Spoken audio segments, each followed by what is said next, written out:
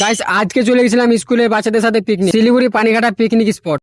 হ্যাঁ, শুরু থেকে বলি তো স্যারদের সাথে এনজয় করতে করতে যাচ্ছিলাম, আর বাচ্চারা তো অনেক খুশি পিকনিক হবে। তো এরকম করতে করতে 4-5 বছর ফ্লাইটে জার্নি করার পর ফাইনালি চলে আসলাম শিলিগুড়ি পানিঘাটা। গাইস যাওয়ার প্ল্যান ছিল দুধিয়া, ওখানকার পুলিশ যেতে দিল না, বলছে এখানে নাকি পারমিশন নিতে হবে। তো অনেকক্ষণ রিকোয়েস্ট করার পর তাও যেতে দিল না।